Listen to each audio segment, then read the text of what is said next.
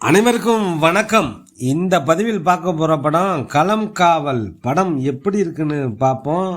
மம்முட்டி sir Vinayagan நடிப்பில் மலையாளம் மூவியாக வெளிவந்துள்ள படம். ஏகப்பட்ட எக்ஸ்பெக்டேஷன், எதிர்பார்ப்பு இந்த படத்துக்கு. ஏன்னா மம்முட்டி வில்லனாகவும் விநாயகன் நாயகனாக நடித்த படம். இந்த மாதிரி ஒரு கேரக்டரை மம்முட்டியை தவிர வேற யாரும் பண்ண மாட்டாங்க. இதுவே தமிழில் எந்த கதாநாயகனும் பண்ண மாட்டாங்க. அப்படியே பண்ணினாலும் டபுள் ஆக்டிங் இல்லைன்னா அந்த கேரக்டருக்கு ஒரு பேக் ஸ்டோரியை வச்சு ஈயம் பூசுவாங்க. இதனால தான் இப்படி ஒரு சைக்கோவாக மாறிட்டாருன்னு. ஆனால் மலையாளத்தில் அதுவும் மம்முக்கா எந்த இமேஜும் பார்க்காம இப்படி ஒரு கதாபாத்திரத்தை ஏற்று நடிச்சிருக்காரு. ஏற்கனவே சில படங்கள் புழு பிரம்மயுகம்னு வில்லன் ரோல் பண்ணியிருக்காரு. இதில் கொஞ்சம் கொடூரமான வில்லன், அதுவும் ஒரு சைக்கோ வில்லன். எப்படி இருக்கும்? எதுவும் ட்விஸ்ட் வச்சு கிளைமேக்ஸில் தான் தெரியும் அப்படிலாம் இல்லை. ஸ்ட்ரெயிட்டாகவே எடுத்த உடனே கதைக்குள்ளே போயிடுறாங்க. மம்முட்டி ஒரு கொடூர கொலைகாரன். அவரோட மேனரிசம், அவர் இந்த சிகரெட் பற்ற வைக்கிறது, அதை பார்க்கும்போது நமக்கு தோணுது மம்முக்கா ஏதோ சம்பவம் பண்ண போகிறாருன்னு. ஒரு சைக்கோ த்ரில்லர் மூவி தான். மம்முட்டியின் நடிப்பை கண்டு ரசிகர்கள் பிரமித்து போயுள்ளனர். மனிதன் மறைந்து விடுகிறான், கதாபாத்திரம் வாழ்கிறான். 400 படங்கள் கடந்தும் எந்த சூப்பர் ஸ்டாரும் துணிந்து நடிக்க முடியாத நடிப்பை அவர் இன்னும் வழங்கி வருகிறார். அறிமுக இயக்குனர் ஜிதின் கே ஜோஸ் இயக்கிய களம் காவல் என்ற கிரைம் த்ரில்லர் படத்தின் மூலம் மம்முட்டி தான் ஏன் ஒரு மக்களின் சூப்பர் ஸ்டார் என்பதை மீண்டும் நிரூபிச்சிருக்காரு. களம் காவல் படம் வெளியாவதற்கு முன்பே நடிகை, திரைக்கதை, எழுத்தாளர் சாந்தி மாயாதேவி ஒரு நேர்காணலின் போது மம்முக்காவிடம் களம் காவலின் ஹீரோவுடனா அல்லது வில்லனுடனா என்று கேட்டபோது மம்முக்கா தீர்க்கமாக பதிலளித்தார். இரண்டுமே இல்லை, நீங்கள் ஒரு நடிகருடன் பேசுகிறீர்கள் என்றார். அவரது சமகாலத்தவர்களும் அவரை போன்று ஒரு பெரிய பகுதியினரும் தங்கள் முன்னுரிமைகளை இதேபோல் அமைத்திருந்தால் இந்திய பார்வையாளர்கள் அதிர்ஷ்டசாலிகள்.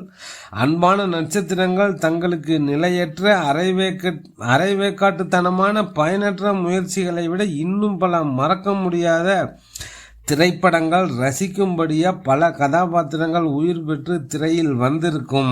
இயக்குனர் சொன்ன கதையில் தன்னை பொருத்தி கொண்டு அந்த கதாபாத்திரத்தை பேச வச்சிருக்காரு. தான் ஏன் ஒரு மக்களின் சூப்பர் ஸ்டார் என்பதை மீண்டும் நிரூபிச்சிருக்காரு. தன்னை நேசிக்கும் மக்களுக்கு இதுவரை பார்த்த அனைத்தையும் மீண்டும் மீண்டும் காட்டக்கூடாது என்பதற்காக கூடுதல் முயற்சிகளை மேற்கொண்டு இப்படத்தின் ப்ரீ ரிலீஸ் நிகழ்வில் கேரளாவில் நடைபெற்றது. இந்த நிகழ்வில் கலந்து கொண்ட மம்முட்டி பேசிய போது, இது மம்முட்டி கம்பெனியின் 7வது படம். நான் எல்லா படத்தையும் ரசித்து பிடிச்சு தான் செய்கிறேன். ஒவ்வொரு படத்தையும் ரசிகர்கள் வரவேற்கும் போது இனியும் நல்ல படங்கள் கொடுக்கலாம் என்ற நிம்மதி வருகிறது. அதற்கு ரசிகர்களிடம் வரவேற்பு கிடைக்கும் என்ற நம்பிக்கையும் வருகிறது. அப்படியான ஒரு படம் தான் இந்த படம். இந்த படமும் இது ஒரு பரிசோதனை முயற்சி என நான் சொல்ல மாட்டேன்.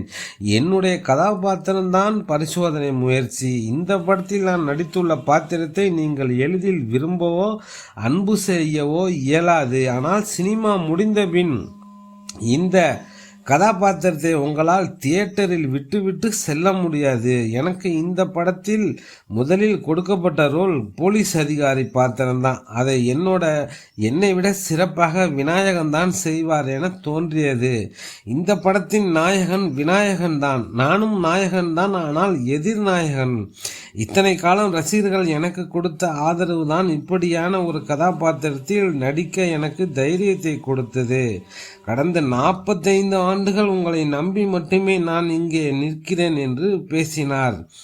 ரசிகர்களை நம்பி மம்முக்கா இந்த படத்தில் வில்லன் ரோல் ஏற்று நடிச்சிருக்காரு. இந்த படத்தில் நடிகர்கள் மம்முட்டி, விநாயகன், ரஜிஷா விஜயன், ஜிவின் கோபிநாத், காயத்ரி அருண், ஸ்ருதி ராமச்சந்திரன், மீரா ஜாஸ்மின், மாளவிகா மேனன் மற்றும் பலர் நடிச்சிருக்காங்க. இந்த படத்தோட கதையை பற்றி பார்த்தோம்னா, கன்னியாகுமரி மாவட்டம் தமிழ்நாடு கேரளா பார்டரில் தனது குடும்பத்துடன் வசித்து வராரு மம்முட்டி.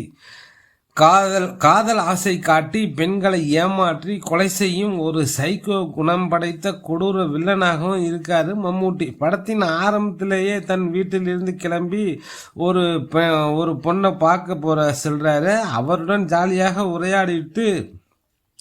உரையாடிவிட்டு திடீரென கழுத்தை நெரித்து கொலை பண்றாரு. என்னடா அது இப்படி பண்றாருன்னு பார்த்தா இவர் வேலையே இதுதான். தமிழ்நாடு கேரளாவில் உள்ள பல பெண்கள் தன் மாய வலையில் வைத்து அவர்களுடன் உல்லாசமாக இருந்துவிட்டு கொலை செய்து விடுகிறார். அதே மாதிரி படத்தோட ஆரம்பத்தில் கேரளாவில் தமிழ்நாடு பார்டரில் உள்ள ஏரியாவில் ஒரு மத கலவரம் ஏற்படுது. அந்த மத கலவரத்தை கட்டுப்படுத்துறதுக்காக ஒரு போலீஸ் அதிகாரியை அப்பாயின்மெண்ட் பண்ணுறாங்க. அவர் தான் விநாயகன். அவர் இந்த கேஸை விசாரிக்கும் போது இந்த மத கலவரம் ஏன் ஏற்பட்டுச்சுன்னா ஒரு மதத்தை சேர்ந்த ஒரு பொண்ணு இன்னொரு மதத்தை சேர்ந்தவனை கூட்டிகிட்டு போயிட்டா, அதனால தான் இந்த கலவரம் வந்துச்சு அப்படின்னு சொல்கிறாங்க. அப்படி போன அந்த பொண்ணு பையனும் எங்கே போனாங்க அப்படின்னு விசாரிக்கும் போது தான் தெரிய வருது அந்த பிரச்சனைக்கும் இந்த பொண்ணுக்கும் எந்த சம்மந்தமும் இல்லைன்னு. இந்த பொண்ணு வேற ஒருத்தரோட ஊரை விட்டு ஓடி போயிருக்கா. இந்த விஷயத்தை விநாயகன் கண்டுபிடிக்கிறாரு.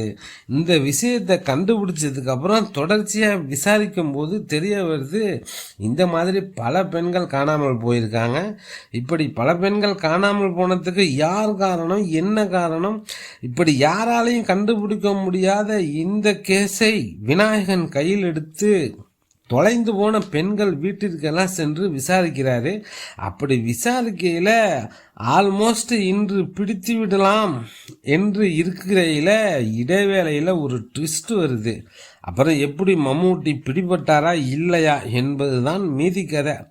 மம்மூட்டி இப்படி ஒரு ரோல் எடுத்து நடித்ததுக்கு எத்தனை பாராட்டுகளும் தகும். ஒரு வில்லன் நடிகர் கூட இமேஜ் பார்ப்பார். அத்தனை இமேஜையும் தூக்கி எறிஞ்சிட்டு அவர் செய்யும் வில்லத்தனம் படத்தில் நீங்களே பாருங்க, அசந்து போயிடுவீங்க. விநாயகனும் மிடுக்கான போலீஸ் கேரக்டரில் செமையா ஸ்கோர் செய்கிறாரு. இந்த கொலைகளை எல்லாம் செய்வது யார், எப்படியாவது அவனை பிடித்துவிட வேண்டும் என்று அவர் அலைவது பல இடங்களில் என்ன செய்வது என்று தெரியாமல் அவர் பதறும் இடம் நமக்கு பதட்டத்தை தருகிறது. அதுவும் இடைவேளை மம்மூட்டி செய்யும் ஒரு வேளை இனி என்ன செய்வார் விநாயகம், எப்படி கண்டுபிடிப்பார் என்ற பதட்டம் இடைவேளையில் வருகிறது. இடைவேளை முடிஞ்சு படம் எங்கும் போர் அடிக்கவில்லை என்றாலும் வில்லன் இவர் தான் என தெரிந்த பிறகு ஒரு கட்டத்துக்கு மேலே பரபரப்பு குறையுது. எப்படியோ கிளைமேக்ஸில் மேட்ச் பண்ணி விறுவிறுப்பான பரபரப்பாக கதை சொல்லியிருக்காரு இயக்குனர்.